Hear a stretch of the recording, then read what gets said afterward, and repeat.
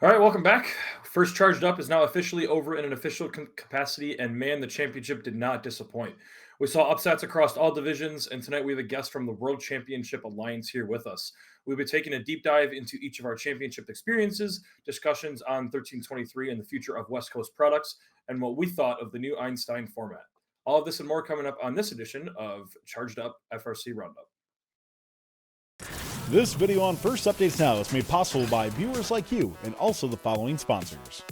Kettering University has over 25 pre-college camps and learning experiences available from computer science and engineering to inspiring future women engineers, leadership development, and first-based camps for first graders to graduating high school seniors. Magna and GM-sponsored camp fee scholarships are available. Email ctaylor@kettering.edu for more information.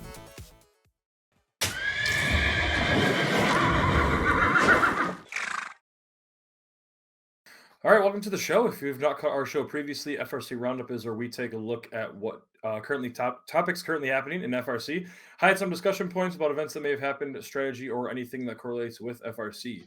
If you, the fun community, think there's a topic that we should cover or discuss on FRC Roundup, please feel free to ping me on the fun Discord, and I'll be more than happy to take a look at it. If you're not familiar with me, my name is Nick Mathis, and I'm currently in the First and Michigan region, and I'm a technical and design mentor for Team 33, the Killer Bees. And I'm Connor McBride, mentor for Team 166 Chop Shop, MC, and game announcer in the New England District. Our guest tonight is RC. He is a mentor and drive coach on the 2023 FRC Championship Team 1323 MadTown Robotics and is the owner of West Coast Products. RC, welcome to the show. Thank you guys for having me. Really stoked. Yeah, no problem. Congrats again, RC, on the big win this weekend. I'm sure it was a whirlwind of a weekend that we'll break down in the show, but I just wanted to give you another congratulations as well. Thanks, guys. Yeah, no problem. All right, so jumping into topic one, we're going to be taking a look at the championship roundup. Essentially, all of us in our own capacity were compete at the championship, where Tyler was, getting behind the bumpers with numerous teams across FRC and FTC. So I'll go ahead and start on giving my perspective on the overall championship. It was my first time attending the championship in Houston. I didn't get to go last year, so I really wanted to make it a priority to try and jump down and get to the Houston one after 33 had qualified at MSC. And I actually really enjoyed it. I had been to the championship in St. Louis and in Detroit. Really liked the one in Detroit. Probably a little biased because it was 45 minutes from my house, but the one in Texas was awesome too. I really liked how at least around GRB was very similar to Detroit, where like the city of Houston really bought into hosting the championship and having all the food trucks outside and whatnot. I thought that was really cool. But overall for 33, we had a relatively rough match schedule, as happens to a lot of teams at championships. And in my opinion, probably slept a little bit under the radar, but, we're not disappointed at all where we ended up in alliance selection. We got to play with 2607 and 4028 Beak Squad from Ohio, and really enjoyed working with both of those teams. Beak Squad is easily the best team in Ohio. I'll go on record and put it out there. I'll probably get flack for it, but they, the way they run ship over there is super pristine to a lot of the elite teams that we see, and I think they get slept on a little bit because they're from Ohio. But 4028 was awesome to work with. 2607 as the alliance captain was also great.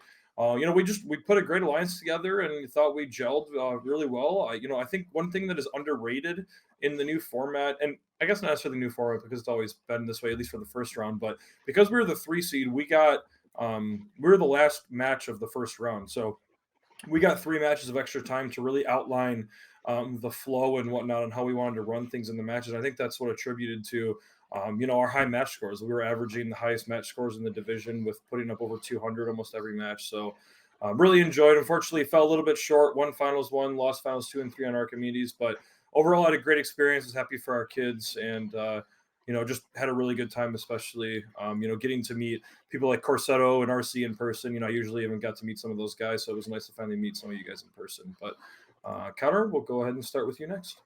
Yeah, so this is my second time at Houston 166. We qualified last year and this year, so it was pretty cool. It was an awesome moment for us. This is the first time that we've qualified in back-to-back years based on robot performance or merit. Last year was robot, this year was robot and impact. So that was a really sweet moment, and be able to watch our 2 students and 1 freshman present for the impact award at the championship level, like that meant everything to myself and some of our mentors. us and 6328 Mechanical Advantage have grown really close over the past few years, really helping out each other with their impact presentations.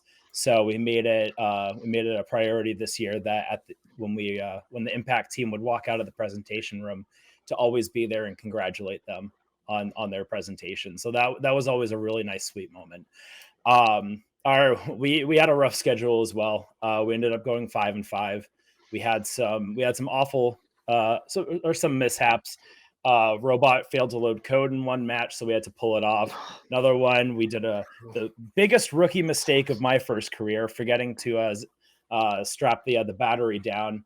The battery, we went over the cable cover, battery launched out of our robot, hit the main breaker and turned off. Yep, that was not fun. We ended up not getting picked. I think a large factor to that is not being able to balance in auto for the entire season. Like, it would work 10 out of 10 times in the practice field, but you hit the competition field and it would just kept like sandwiching the charging station upward, and it was killer every time. But with not getting picked, that allowed myself and the rest of the team to be able to watch a lot of awesome robots throughout Saturday. Really got to enjoy our time watching Einstein, seeing 4 New England teams represent, one of them going all the way to the finals. So that was a really cool moment for us as well. Yeah. Awesome. All right, RC, we'll go ahead and throw it to you. Champs was pretty cool. I mean, I can't complain with the results. But it was cool seeing everybody too, because I like the one champs a lot, because you can see the guys from 2056, and you normally don't see 125 guys. They were really fun to play with on Einstein. Mm-hmm. But the division for us, Hopper was really tough. The match schedule was kind of like everybody else. The match schedule is brutal, right? You come out and then see Statbotics tell you where you're going to see. Yeah. So it's kind of, I really like Statbotics because it gives you a feel for how you're going to do this weekend, matches you got to focus on, and then give me throwaway matches as well. So, I mean, I think our team had a great time during the entire run. We really enjoyed playing with 40-14. And our partners were fantastic. Our third and fourth picks were amazing. You never get those. It feels, like a dream. So, but overall, we had a great weekend. We're very stoked to meet everybody. And the elimination run was pretty tough. DE was probably one of the craziest things ever, because you don't know how it's going to go, right? Sometimes you're like, oh, I got it. And then you lose a random match, and then you see a random in the finals you didn't play. So it was a crazy experience for us, because the DE really added a flavor that we've never seen before. Mm-hmm. So overall, pretty wild experience. We enjoyed it. It feels unreal, you win one championship and you're like, oh, that's awesome. And then you win the second one, you're like, did we really win that? Didn't know. Right. Yeah, it was kind of wild. Like the kids and I were talking about yesterday. We were like, man, that was probably one of the wildest experiences ever, because we thought there were more matches to go. You hop on because the DE makes you feel like okay, you won match one. You play all these random teams, right? Because best three, you're like, okay, we beat them. Okay, cool. All right, we beat them. Okay, now we're in the finals. Let's go. Right. But with DE, it's like I play random team X, Y, and Z, and then our finals team is a random team that we didn't even play. Yeah, for sure. Yeah. So after winning your division, moving to Einstein, I know that did your division finish relatively early? Because I know Daly, I'm super close with 5460's drive coach, and he was we had 20 minutes when we finished our division, and the next thing you know, I'm loading up to get ready for Einstein because they were 2 hours behind. So I don't know if you guys had a decent break in between. Yeah, we got lucky. I think our division finished pretty clean. We were done early. Our FTA crew and our field staff crew were amazing. We got done pretty fast. I think we had an hour and a half, 2 hours. We were done nice. We were done early. We were done at 12. Maybe I'm wrong on the time, but we were done so early where we moved our pits, ready to go. We watched the strategy. We watched all the other. We actually only watched Galileo at that point, because we have this theory that when you get too far ahead of yourself, you lose easy matches. Mm-hmm. So we only focus on Galileo because we know we're playing them. We got to watch Mike in person. The Citrus guys are really awesome. So we were done so early where we got to watch the Citrus finals. Oh, wow. Okay. Wow. Yeah. So you were done really early. Yeah, we watched match 2 and 3 of that division's finals. Okay. So we were done early. I think a lot of our field crew was really good. They just, they gave us a lot of time, but they just got through the matches quickly. And I guess we got lucky, no radio issues, the normal. Right. So is that essentially how you approached kind of the Einstein format? You were just, focusing one match at a time. I mean, obviously most people do, but reviewing the match video of each division that you were going up against, I like that, and trying to focus on, what's right in front of you versus trying to get ahead of yourself. Because especially with double elim, like, at least in my opinion, it's like really hard to predict on who's actually going to end up on the other side versus the other bracket. Agreed. There's just so much like more variability to it in that sense. So it's a little bit harder to kind of expect what you're going against. So it even enforces more on to really stick forward on like what's right in front of you from that point. Yeah, 100%. Because like every time you start looking like a match or two forward, that's how you lose them. And we saw it before in the past, like even this year at champs, like we were talking about that. I think match 9 for us was the toughest, match 9 out of 10. And that match was like, I think a 20% or 30% chance of winning. And the guys all day were like, like rustled about it or upset about it. And we were talking about like, oh, dude, what are we going to do? What are we going to do? And I told the guys, I go, like, every time you look so far ahead, you lose or drop an RP early, you make mistakes. And it's hard as people to like stay focused on the task at hand versus like thinking like, 10 matches forward or whatever. So like even when the Archimedes, even like our friends at Poofs, had a rough start, everybody's like talking about it. I'm like, guys, I don't care what's happening over there. We don't watch the matches. We don't talk about it. We don't think about it. We don't care who wins the divisions. Because for us, we didn't even know who won the divisions. And even on Einstein, we didn't know. The only way we knew was teams were walking by filling the pits up. Like, oh, they're there. Oh, who's that? Oh, that's Citrus. Oh, that's 460. We saw these. Hey, we didn't even know Brando was on Einstein. Like 125. We were like, oh, dude, you guys are here? Oh, hey, nice to see you guys, That's awesome. So, well, because it's just one of those things. Like my brother and I would talk about it. Like when you get too far ahead of yourselves, you stop staying focused, right? And then you make mistakes, and then you lose matches, and you drop them. You stop checking your bots. You get lazy. A lot of stuff happens. So we were just trying to focus on one match at a time, like really preaching what we, doing what we preach, right? So for sure, that's a real Bill Belichick move right there. I love it. I mean, we're hardcore, dude. My brother and I watch. We're all in like, hey, how do you draft the next Tom Brady? How do you draft the next Steph Curry? Because that's crazy. Because those guys are like 7th seed, 199th pick. So that's we were really stoked with our 3rd and 4th picks this year. They were amazing. You never get those kind of people, For sure. Yeah. All right, Tyler, I know you were also at the championship with us, more on from a media perspective, but overall, how was your championship experience? Exhausting, but great. I mean, it is for all of us, right? We had so many requests from teams coming in for interviews. We actually put a second film crew on for FRC. We've never done that before. We also had a separate FTC film crew as well, too. So we had 6 people pretty much simultaneously making content at any given time. We did probably close to 60 content pieces with teams between FRC and FTC. So it's a lot that went through, which means a lot more editing, by the way, for the next many few days. Or honestly, it's gonna be about 3 to 4 weeks before we get everything out. I know a lot of people are asking when their videos are coming out. The best I can tell you, we're gonna get them out as soon as we can for things. But yeah, one of the coolest things about doing what I get to do for things and stuff is just meeting people and catching up with people you don't see in a long time, and meeting many new people and new fans and people who express their appreciation for what we're able to do, and that's so cool. I love to be able to do that. And I know teams, we can't get to every team out there, but for those of you who did stop and say hi or whatever we end up doing. At one point I was signing autographs for all 15 minutes straight, which is pretty badass. I'm going to be honest with you. Like literally, like I got stopped by a team, and then like all of a sudden, like just like more started coming around from the stands. I just looked like, oh my God.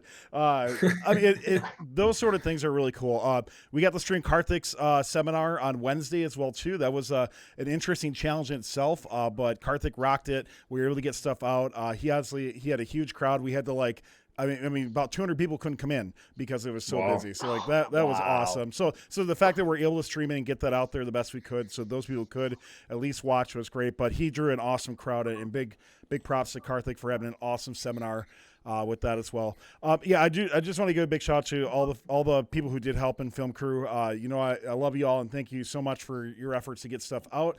We usually never film on Saturdays because we're trying to give people a break, and we went back and filmed more on Saturday because we had so many requests coming in. So overall, championship wise and vibe of things, there's still things I miss about having some sort of like large football stadium or something like that, especially for like finals, just because so many people can't see it or can't watch. I know we'll be talking about a little bit. One of our topics is about how do we go with DE for Einstein later. I know we'll be discussing that more in depth a little bit later on as well, but I think there's some solutions out there we could look at to where more people will get to see some matches that are relevant to their teams as well. So there's a lot to go with something like that. And then overall, though, I mean, the vibe was electric at championships. I thought it was awesome. I commented this before. Innovation Fair moving the second floor for those who got to go was a huge win overall. It was packed most of the time compared to when it was on the third floor and way in back. Nobody was there in comparison. So there's a lot of good things that FRC did this year, I think, to improve the championship experience for both attendees, exhibitors, and more for stuff. And I'll tell you, walking back and forth between the two sides of the pits way too many times was definitely my exercise for the next month and a half for sure. So yeah, that's my take. It's a great, there's always things we can nitpick. And if you go on, CD and you look at like the positives and negatives sort of thing, a lot of times the negative list or the combo tends to be more because it's more engaging conversation. But I think there's a lot of positives that came out of championships this year. So kudos to those who made it happen. The work that goes into it's monumental. So just want to put that out there that we appreciate the vast majority of you at FRC that are making it happen. Yeah, for sure. Yeah. Okay. Well, before that, we'll go ahead and jump into our second topic of the night, and it's looking into 1323's culture and how they build for success. RC, it's no secret. 1323 is definitely one of the most successful teams probably in FRC, and if not one of the most successful teams in California as well. So I just kind of want to throw it to you, just discuss, what 1323 does maybe differently than some other teams that really locks your kids into being able to compete and compete at that high level that you guys have been for the past couple of years. Really, I think I have to bring it back down to like some of the other teams in California. Like we have 971, 254, 973, Citrus, High Tide, and there's a bunch more teams.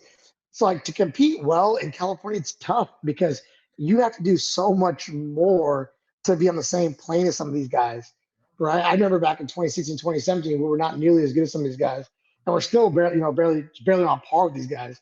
So I think a lot of things that we do differently is like we work a lot of hours. We get the robots done faster. Like this year, the robot was done by week 4.5. So like in build season, the robot that you guys see out on the field, a replica of that unpowder coated was done driving week 4.5 of build season. Wow. So that bot I think the only change, we didn't make any major mechanism changes. Most of the changes we made were like, all right, how do we lose weight? Because we're 125, we're max weight, max size. So a lot of it was like, oh yeah, this seat hasn't broken yet, so we need to move weight here. But a lot of it's like, getting the robots done early, a lot of programming time, a lot of driver time. The kids really wanted it this year. Last year we got knocked out in round robin. So a lot of the kids were like kind of like disappointed, right? So we spent a lot of time with the kids talking about like how to see, like they watch a lot of like the Michael Jordan like Last Dance videos. So like when you hear some of these athletes, right, they talk about like how they practice all the things they suck at, right? So for us, every year, even though we won this year, we have a mentor meeting in about like 30 minutes, an hour, where we're going to go over everything that we sucked at. And that could be between like not getting food on time, not ordering parts fast enough, not getting done, mistakes that we made, bad communication. So we really focus on the negative, which kind of sucks sometimes because a lot of the kids they have a hard time wrapping their heads around it. But we really don't spend a lot of time talking about things we did well. So every year we go back through things we didn't do well, we redo it. We even redid our road cases right before championship this year. We built a full field out of aluminum. We have 2.5 robots done. Our spares this year for champs, we had a full elevator, full arm, full intake, we could probably assemble a whole new robot minus wiring out of our spares. Wow. So we had a lot. Because for us, the robot's paper mache, right? Mm-hmm. When you're pocketing 1/16 wall tubing, something's gonna go wrong. So we call it the paper mache robot. So a lot of it, I think, success for us has been focusing on the negatives, getting a lot of buy-in on the mentors.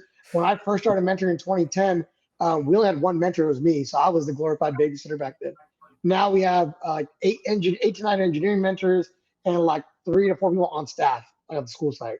Oh, wow. So wow. So it's better now, but for us, we've learned so much from all the other guys that are really darn good. Like 254, they're just flipping good. And then Citrus, they also kick your butt. Like any one of these teams are just, any given year, they can be, the best team out there. Mm-hmm. So you really got to try really hard. So, I got any more detailed questions if you have. more specific questions. I got one real quick, RC. Can you give us some Yeah. detail behind this sweater that's on screen? Okay. Dude. So my wife, so people like won't come up and talk to me, right? Because they're like, man, you look so focused, like you look so like mean all the time or mad, right?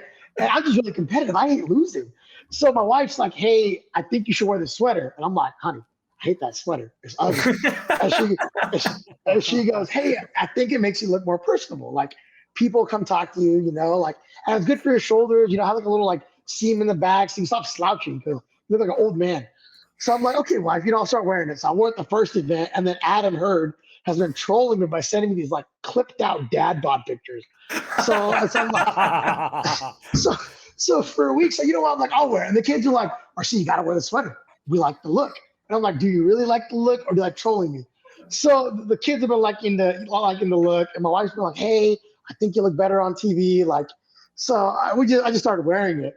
And then at Champs, man, dude, like Karthik and Mason got me real good on that interview thing. That was pretty funny. And then I don't know, more kids have talked to me because I don't look as mean. So I think it's a net positive. Oh, that is too good. Connor, anything to add before we go and move on? Yeah, so we got a question from chat. Krakatoa says, why is 1323's drive coach? I don't know if that's URC. So jacked. So RC, why are you so jacked? I wish I was jacked. I'm thick right now. I gotta lose some weight like I play basketball like 5-7 days a week, man. So for me, I'm super competitive. Anything I tell the kids, one of the culture topics, like I tell the kids, I go like, I don't care if you're playing foosball or you're betting on anything. You got to try 100%. So for me, about the jack thing, I wish I was jacked, man. Like, just thick right now. So I can lose some weight. RC, I gotta ask on a more serious topic for things. You look at MadTown's culture and what you've been able to bring, as a powerhouse team for so long. What is maybe something that teams that are looking at getting to that next level? What is maybe a key word or key piece of advice you can give for them? I think the best thing you could do if you want to be really legit is like get your robots done early, build things that can get upgraded down the road. Because a lot of teams, they want to build simple, right? And you build that simple bot, and then you're done like weeks in advance, right? And now you can't get any better for champs, right? So you got to know your role. I think for a long time for us, it was tough making that step because we were missing something, whether it was funding, mentors. There's a lot of different factors. I think it's really tough. But I think something that's helped us is like, for us, like our backseat driver is my brother, Gary, right? So our goal is every year to get done early, make a robot that can be legit, and then just practice and do programming. A lot of teams at the event struggle with like basic stuff. Like I think Connor's talking about like our auto hit 10 out of 10 times, but on the field it didn't hit, right? And one thing that we were not upset with High Tide, but something we talked to High Tide about was like, hey man, you got to know your autos. You got to nail them. So I think to be legit and to do better, it's pretty much like a gamble any given year. But things you can do is get the robot done early, practice your tail off, and get the programming done. Those are the three things that I think really make a difference. And once we started doing that, because Mike would kick our butts every year. I mean, every year Citrus comes out, they're done early, they're well practiced, and their auto just worked. So for a long time, we were like, damn, dude, how does Mike do it? And then Mike's like, dude, just get it done early. And I think that one of the things that we try to focus with the kids is like not to be lazy and not to keep dragging it out. Because the earlier you finish, the better you're gonna be. Yep. And it's easy to get that mindset like, oh, we got another 2 weeks, we got another 3 weeks. It's easy. So you need that one individual to be like, guys, we're not good enough. And then also focus on the negatives. I think Kobe and Jordan talk about a lot. When you go to the gym, if you work on the things that you're good at, you're only gonna get marginally better. 1%, 2% better. So we really focus on things that we suck at. Like this year, we thought we sucked at cones. So all we do is work on cones.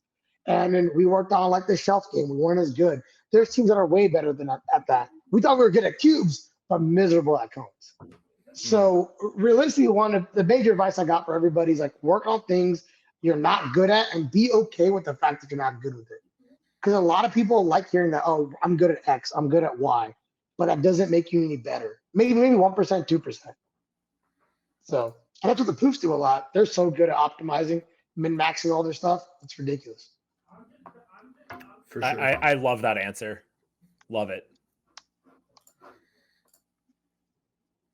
Yeah. So one question, chat from coming in. RC, what was the reaction that you guys had once you saw that High Tide was in your division?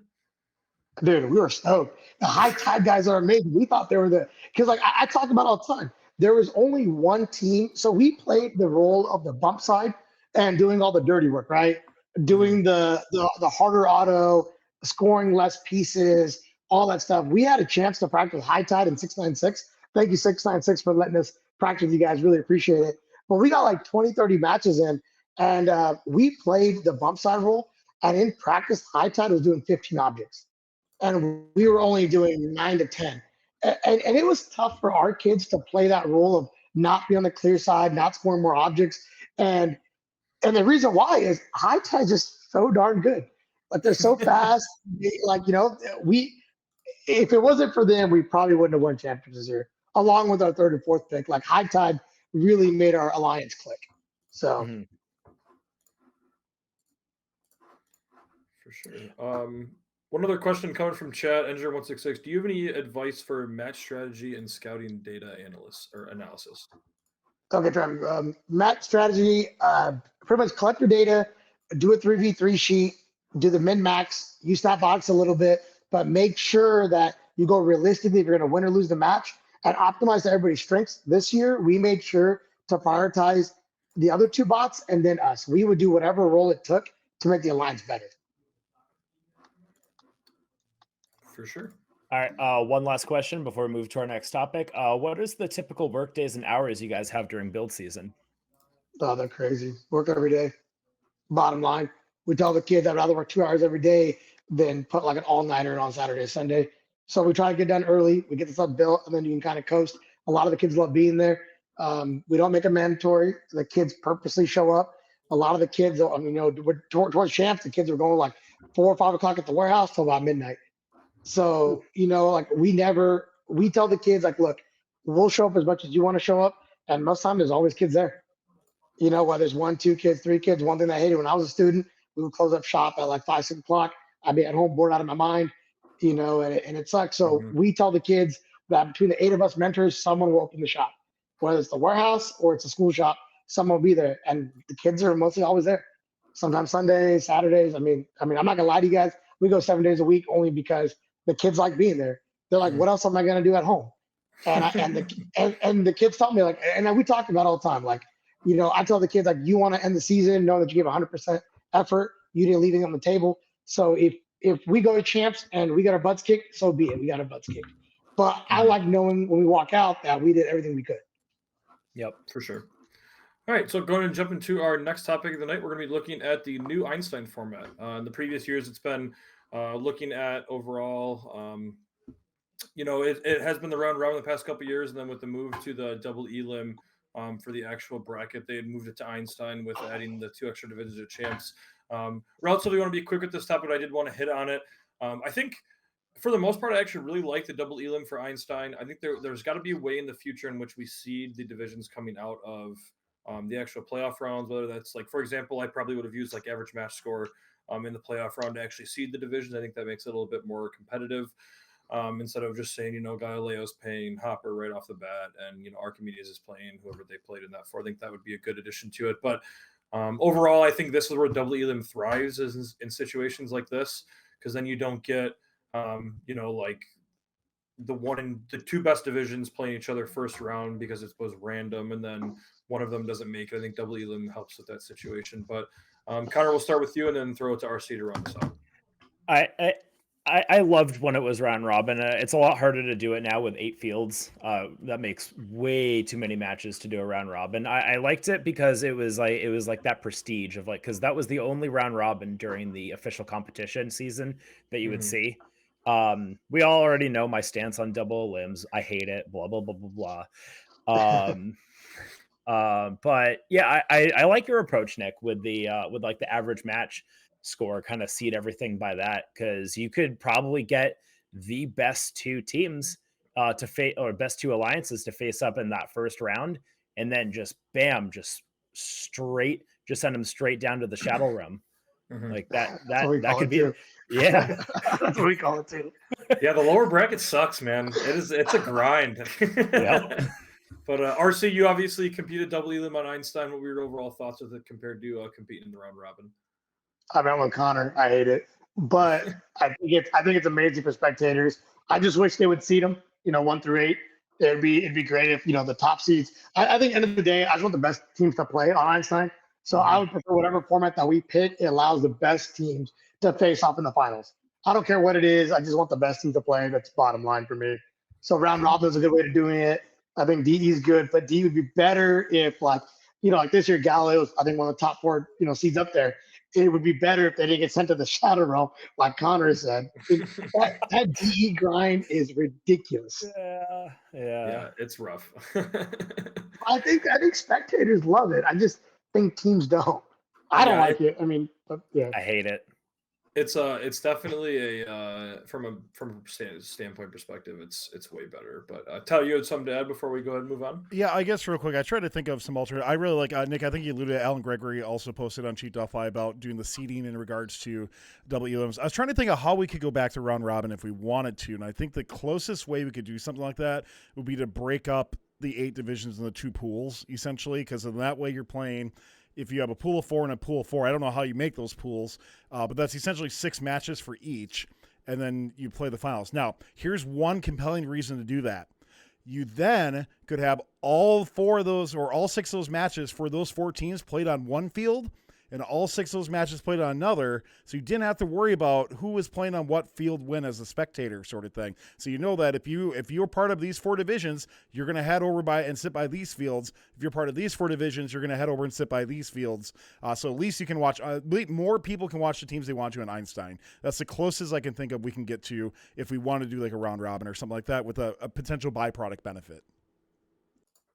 Yeah, that's fair. I think that would be a good way to possibly change it. But all right, well, before we go ahead and jump into our final topic of the night, we'll go ahead and bring Tyler back on to talk about our show sponsor, Kettering University, and start our giveaway from West Coast Products. Oh, hey, that's me. So, yep, so we're going to be giving away RC's providing some awesome stuff from West Coast Products. But before we get to that real quick, let's give a big thank you to Kettering University for their continued support of First Updates. Now, Kettering University is going to have tons of camps coming up this summer for those starting all the way in grade school, all the way through those who are graduating high school this year, ranging from engineering camps, women in STEM, getting ready for college, and more. And many of these camps can be sponsored as well, too. Go to kettering.edu/first to find out if you qualify for camp sponsorship and to see all the awesome camps that Kettering University has going on. Thanks a lot to Kettering University for all their continued help making First Updates now possible. And also at the First for Box Championships, hopefully you got to see them both on the Innovation Fair and also on the Archimedes Field. So thanks a lot to Kettering University.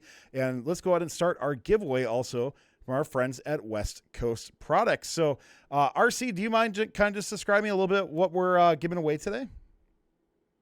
Away some flex wheels, some swag, like bottle openers, keychains, other stuff, and then we have some new stuff that might have arrived that we'll throw in the box as well. Cool. And then we're also doing, I think, a gift card too. Is that correct? Yep, and a gift card. Yep. So we'll draw for 2 winners for that. The keyword is going to be RC sweater. Type that in chat right now. That's your. You said I can make it up, so that's going to be your. I like it. That's going to be your keyword in here. Don't forget, you do have to be following the win, and our subs do get a little bit extra luck for that as well. Thanks a lot to West Coast Products for the giveaway. We'll draw for that after our last topic here. All right, so with that, we'll go ahead and roll into the final topic of the night, and it's going to be a discussion about RC and your company, West Coast Products. West Coast Products has been one of the bigger suppliers that's kind of really came into the realm in the past couple of years, coming out with, at least from the things that I can remember, the solid roller wheels in 2020 I used, really liked them, and there's been a couple other revolutionary products like the elevator bearing blocks and whatnot. So RC, I'll kind of throw it to you. What was the vision behind starting West Coast Products, and if there's any new products in the line that you might be willing to share, or noting that there is new stuff coming as well?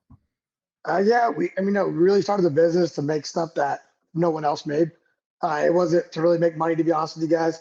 We just started the business because I want aluminum gears, or the poofs would be like, hey, I really don't want to make this stuff no more. So we just started making stuff mainly for like us, poofs, and other teams that just didn't want to make the stuff no more, because making gears is a pain in the butt. At some point, we've gone through stages, work with Vex and other companies. Starting this year, though, we will have close to like 1,500 new products coming out. So we're getting serious about it. For a long time, FRC wasn't a big part of our business model because we had other products that we did for other stuff. So we have a next 6 to 18 months. I promise you guys, we will have a ton of stuff, and then we're also going to be doing a ton of sponsorship stuff. So we'll be giving out, we'll have like a form up soon and a bunch of other stuff. But our goal is to get really involved in FRC, do all the products that teams want. We get emails daily like, hey, why don't you make this? Why don't you do this? And they will be WCP exclusive. Like we will be making it, and then we'll have other vendors that will carry it. We're looking at other vendors on the East Coast that will have all of our products. We'll have punch tube, like gussets, maybe some other, motion stuff that people want. I really can't talk a lot about it yet, but we will have a legit 1,500 SKUs between FRC, and then we will probably get into FTC soon as well. Oh, that's awesome. Nice. So yeah. So our goal is like we're just tired of not doing a great job for the community. So we want to make even better products than we do now. And there's a lot of like small nitpicks, like when people give us feedback, every small feedback, whether a good thing or a bad thing, as I tell you guys, we treat the business the same as a team. We really like the negative feedback. Not that it hurts our feelings or anything, but that's how we make better products and we make the rolling changes. So we're going to be making more changes, more products. Next 18 months. We already have a bunch of stuff that just arrived this weekend when I got back. And then we have a few freight containers coming in. So that's awesome. I'm really excited to see the new stuff. I really like the stuff that you guys have been coming out with. So I'll be excited to hopefully incorporate into future designs on 33 as well. Yeah. RC, what's your favorite product, by the way? My favorite product? Dang, I don't even know, man. I like all of them, but I think it'd be some of the hard stuff. Like I love the aluminum gears. I love the swerve stuff because it saves us weight. But I really like the elevator bearing blocks. I think that's probably my favorite because, growing up, you see the poofs, right? They have these really fancy bearing blocks, right? And for a long time, you're like, that's the only thing poofs can make. So now that we can sell them and you see them on teams robots, an our robot, it's pretty cool to see for me as a mentor because kind of like all you guys, you grow up and you see these teams that are really legit. And then, at some point you can make these products for normal customers. It kind of melts your heart a little bit, So I think any of the products that teams just can't make without really fancy machines, those are probably my favorite. And one of them has to be the really complex elevator bearing block. Mm-hmm. Yeah, that's awesome. All right. Well, before we go ahead and wrap up the show, we'll go ahead and bring Tyler back on to draw for those giveaways from West Coast Products. Oh, sure. Yeah, we can do that. RC, I do want to have you grab one question from chat while I do this giveaway. Can you just give it just an elevator pitch real quick? There was a question that came in from Mel and Addie saying, what is it like founding WCP? Or what is it like to start out as a supplier? If you can give a quick feedback on that. It's kind of a wild experience because when we started the business, we had no desire to make money. The goal was just to make products that people couldn't make. Right. Mm-hmm. So every year we've added a line. I think right now we have 1,300 SKUs on the site for FRC stuff, and 90% of those are WCP owned SKUs. So for us, it's an unreal experience. The community is amazing. They really take care of us, especially this year. Customers really this was our best sales season we've ever had in the 10 years that we've been around. So I personally can't thank our customers enough for A, buying from us, B, supporting us, and C, just giving us feedback every year. We get a lot of emails, a lot of hey, thanks for doing the CC. Thanks for buying my email. Hey, thanks for hooking up these RAM products. It's unreal. The community is amazing. They're real supportive, and they always give you a second chance to make it right. So that's kind of it for me. Yeah, awesome, man. Hey, Nate the Great, 8108, you've been drawn for the giveaway. That's all right. We need two of them because that's going to be for the swag pack and for the flex wheels. And then our second one is going to be XNeed SX. You're getting the $50 WCP gift card. So please make sure you send myself, First Updates Now, a message, preferably in Discord or on Twitch. And if it's something you're getting mailed, like the first winner, please send all your mailing information so we can get that over to RC to send out. Thanks a lot, RC, for the awesome giveaway. Yeah, I'm done. Sweet. I just want to add one more thing. My team 166, we've been buying stuff from West Coast Products for years. The gears, belts, pulleys, everything. It's just been an absolute like just fantastic all across the board. And this year we got saved by buying one of the chain tensioners to move our lever arm up and down. Just completely got rid of all the slop in our arm. Made tuning for our software team so much more easier. So thank you, seriously, from the bottom of my heart, for starting up West Coast Products. I'm really excited to see what you guys do in the future. Thanks a lot, man. I really appreciate it. Yeah, no problem. All right. Well, thanks for everybody for tuning into FRC Roundup. Special thanks to all those who clicked that follow button or stepped up to help fund with a Twitch subscription or donation. Your support really helps us make great content. Don't forget, you can watch FRC Roundup archived at youtube.com/first updates now, and watch live Mondays after the FRC recap during the competition season, or monthly now that we're shifting into the off season. Thank you to RCR guests for coming on behalf of our producer, Tyler Olds, my co-host, Connor, and all fun correspondents. I'm Nick Jr., and thanks for watching. Congrats to all teams who competed during the 2020-23 season.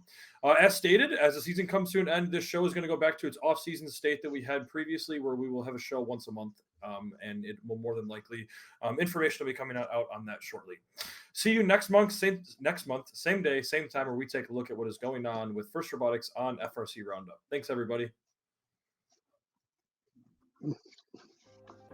This video on First Updates Now is made possible by viewers like you and also the following sponsors. Kettering University has over 25 pre-college camps and learning experiences available, from computer science and engineering to inspiring future women engineers, leadership development, and first-based camps for first graders to graduating high school seniors. Magna and GM sponsored camp fee scholarships are available. Email ctaylor@kettering.edu for more information.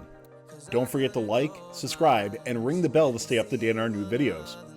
Keep the conversation going and provide your input to our content. Watch our live shows at twitch.tv/firstupdatesnow. Join our Discord at discord.gg/firstupdatesnow, and check out Fun FTC on Facebook, Instagram, and Twitter, and First Updates Now on Facebook, Instagram, TikTok, and Twitter.